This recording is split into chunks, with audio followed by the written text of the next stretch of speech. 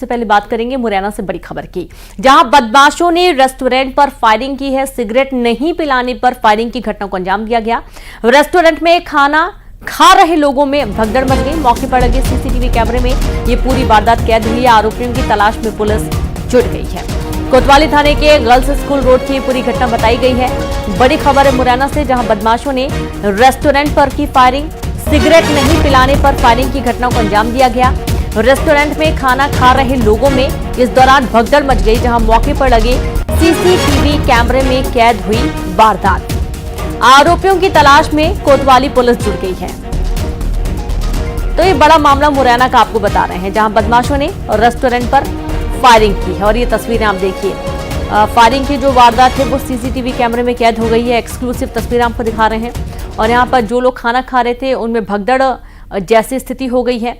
दरअसल सिगरेट नहीं पिलाने को लेकर इतना ज्यादा नाराजगी हो गई युवक में कि उसने फायरिंग की वारदात को अंजाम दिया है। और इस दौरान रेस्टोरेंट में जो कस्टमर खाना खा रहे थे वे भाग निकले, भाग खड़े हुए, भगदड़ से मच गई। मौके पर लगे सीसीटीवी कैमरे में ये पूरी वारदात कैद हुई है।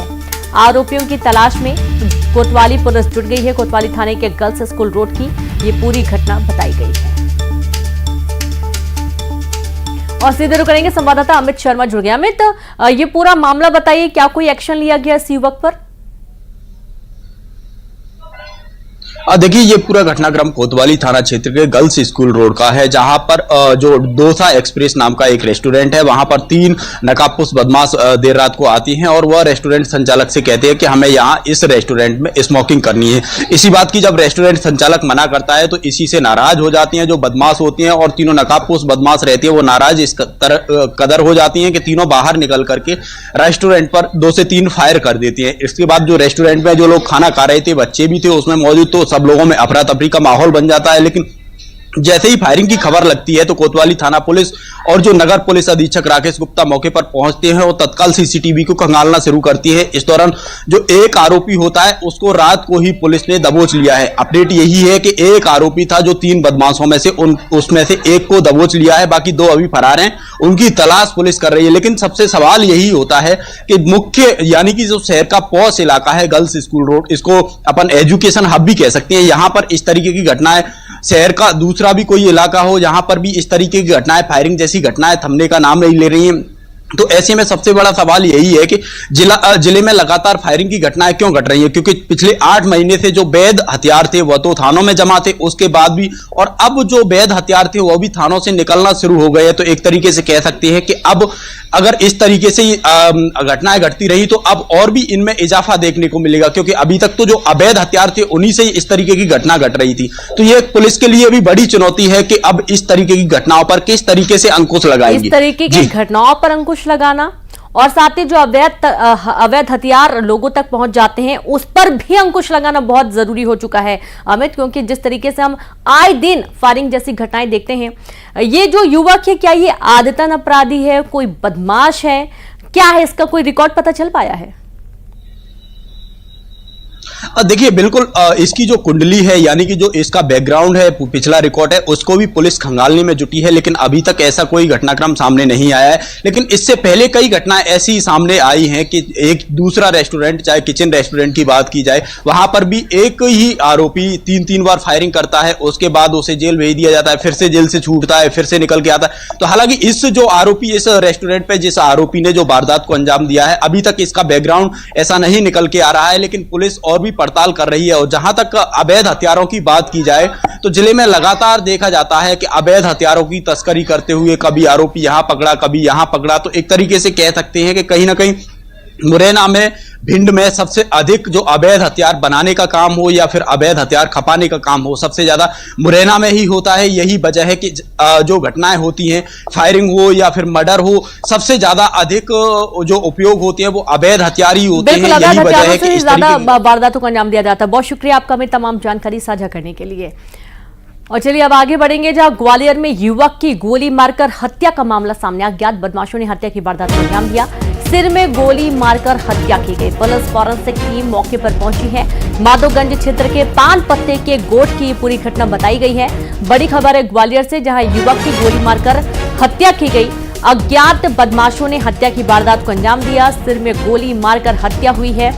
पुलिस फॉरेंसिक टीम मौके पर पहुंची। माधवगंज क्षेत्र के पान पत्ते के गोठ की ये पूरी घटना सामने आई है।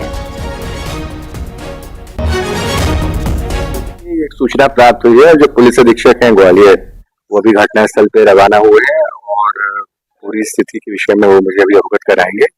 और निश्चित रूप से विगत दिनों मर्डर की घटनाएं हुई हैं और उसको बहुत जल्दी ग्वालियर पुलिस ने सुलझाया है। और मेरी ऐसी आशा है कि इस मर्डर की भी जो है फाइंडिंग्स हम तत्काल जो है वो आउट करेंगे और उसका खुलासा करके बताएंगे।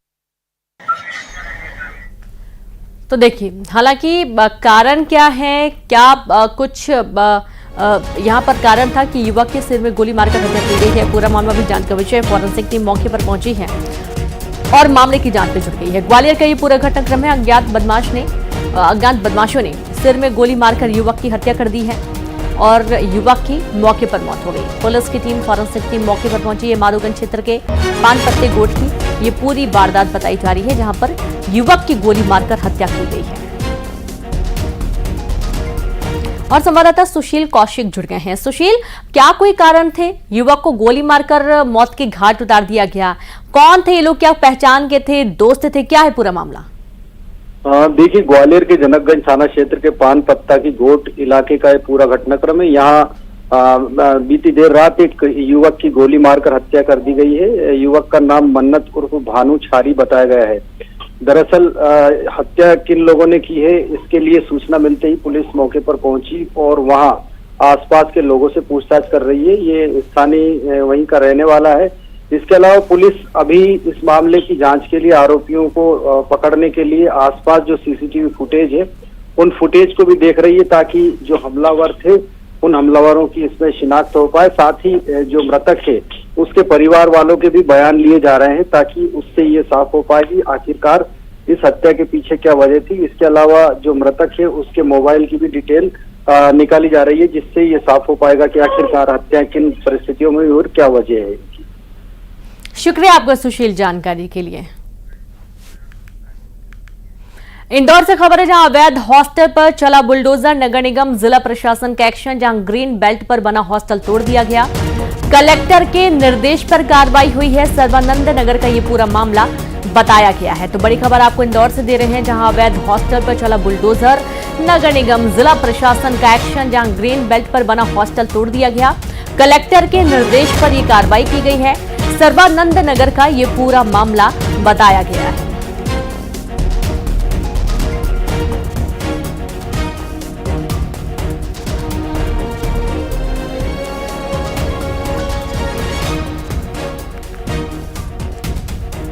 और सीधे रुक करेंगे, संवाददाता मिथिलेश जुड़ गए। मिथिलेश, अवैध हॉस्टल पर बुलडोजर चल गया, पूरा मामला बताइए।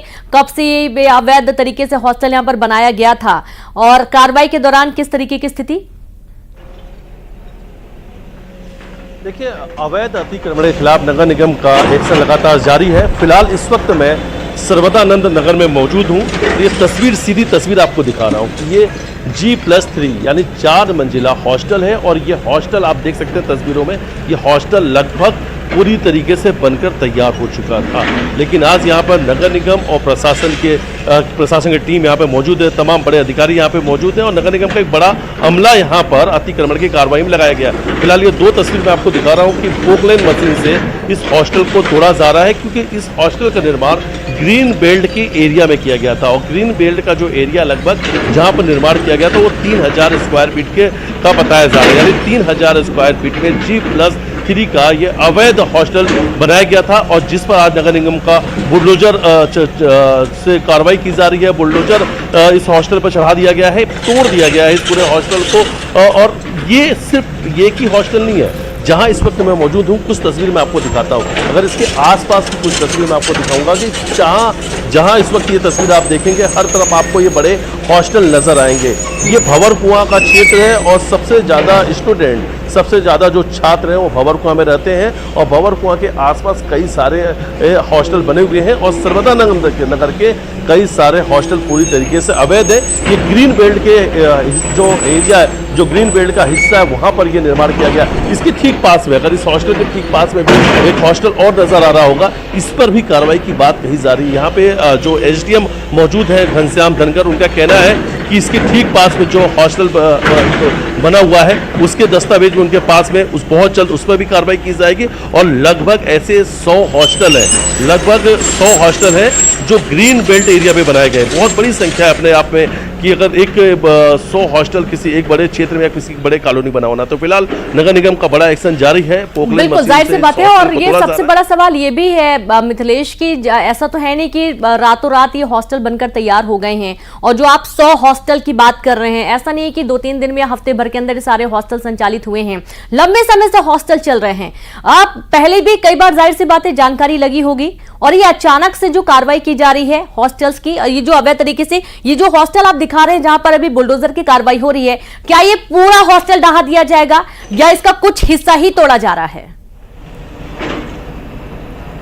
देखिए, ये जो हॉस्टल है ये पूरा हॉस्टल ढहा दिया जाएगा, क्योंकि ये जो पूरा हॉस्टल है ये पूरी तरीके से अवैध निर्माण किया गया, ग्रीन बेल्ट में इसका निर्माण किया गया, तो इसलिए इस पूरे हॉस्टल को तोड़ दिया जाएगा। लेकिन जो सवाल आपने कहा उस सवाल से जुड़ा हुआ है, तस्वीर मैं आपको दिखाता हूँ। ठीक पास में आप एक बिल्डिंग देखिए, ये जहां पर इस वक्त कार्रवाई चल रही है, इसके पास की अगर इस बिल्डिंग को देखेंगे तो आज से 10 साल पहले, लगभग 10 साल पहले ये जो बिल्डिंग इससे भी तोड़ दिया गया था। लेकिन कुछ साल बीतने के बाद ही यहाँ पर वापस से हॉस्टल का निर्माण हो गया।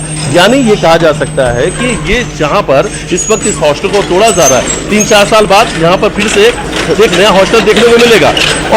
और यहाँ के लिए अगर सर्वदानंद की अगर बात की जाए तो लोग कहते हैं कि जिसकी अधिकारियों के बीच में अच्छी बातचीत है, जिसके नेताओं से अच्छी बातचीत है और जिसके ऊपर यहाँ के क्षेत्रीय नेताओं का हाथ है, उनका हॉस्टल नहीं टूटेगा। यानी अगर आपकी बातचीत नेताओं से, आपकी बातचीत अधिकारियों से, तो आपका हॉस्टल नहीं टूटेगा। और ये सबसे बड़ा सवाल है। कोई एक दिन में तो ये हॉस्टल बनकर तैयार नहीं हुआ है, हॉस्टल पूरी तरीके से बनकर तैयार हो चुका। और आसपास के लोग भी यही कह रहे हैं कि अगर तोड़ना है तो सभी हॉस्टल को तोड़ा जाए। बहुत सारे हॉस्टल है जो पूरी तरीके से अवैध, बहुत बड़ा मामला है, ये बहुत बड़ा मामला है मिथिलेश, क्योंकि जिस तरीके से आप बता रहे हैं कि जिनकी अच्छी पहुंच, अच्छी पकड़ है, उनके हॉस्टल सही सलामत है, और एक हॉस्टल टूटकर दोबारा 4 साल बाद फिर से बन भी जाता है। यानी कि ऐसा नहीं है कि निगम प्रशासन के उच्च अधिकारियों को इस बात की जानकारी नहीं है। जाहिर सी बात है कि जब हॉस्टल बनते हैं तो तमाम प्रक्रियाओं को पूरा किया जाता है, उसके बाद ही कोई निर्माण होता है। शुक्रिया आपका लगातार जानकारी साझा करने के लिए। आप नजर बना के रखिए, आगे भी आपसे अपडेट लेते रहेंगे और आगे बढ़ेंगे। जहां कांकेर से खबर है, तालाब में डूबने से 2 बच्चों की मौत का मामला सामने आया। तालाब में नहाने गए थे दोनों बच्चे, और दोनों बच्चे 6 साल के बताए जा रहे हैं, जिनकी तालाब में डूबने से मौत हो गई है। बड़ी खबर है कांकेर से, तालाब में डूबने से 2 बच्चों की मौत हो गई है। तालाब में नहाने गए थे दोनों बच्चे 6 साल के थे, जिनकी पानी में डूबने से मौत हो गई है। बड़ी खबर कांकेर से, तालाब में 2 बच्चे डूब गए और दोनों बच्चों की जान चली गई है। ये दोनों बच्चे तालाब में नहाने गए थे। कैसे ये हादसा हुआ है, कैसे ये पूरा घटनाक्रम हुआ है, पूरा मामला जांच का विषय है। और दोनों बच्चों को तुरंत हॉस्पिटल ले जाया गया, जहां पर डॉक्टरों ने उन्हें मृत घोषित कर दिया है। ये दोनों बच्चे 6 साल की उम्र के थे, जो कि तालाब में नहाने के लिए गए थे और डूबने से उनकी जान चली गई।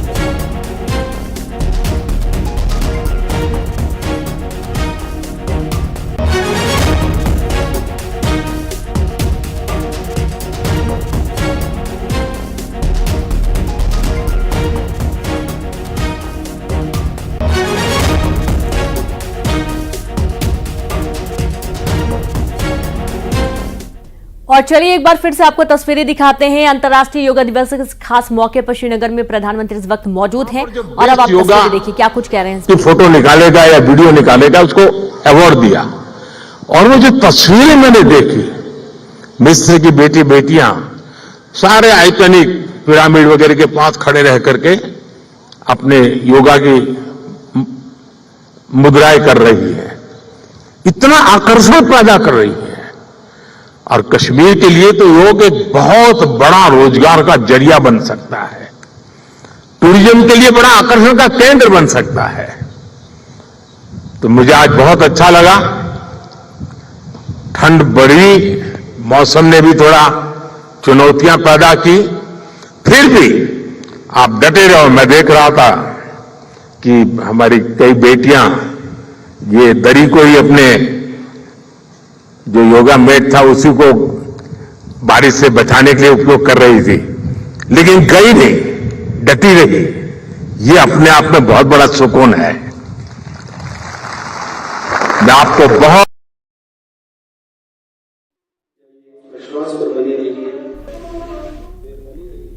विश्व को संदेश देते हुए प्रधानमंत्री नजर आ रहे हैं और इस दौरान जिस तरीके से मौसम एक वाकई में बड़ी चुनौती था, क्योंकि हमने आपको बताया भी था कि कुछ देर पहले जब श्रीनगर के मौसम के हालात कुछ सही नहीं थे, बारिश होने लगी थी और इस दौरान वहां पर कुछ चुनौतियां हुई, लेकिन उसके बाद इस पूरे कार्यक्रम को फिर से शुरू किया गया। और एक छोटे से ब्रेक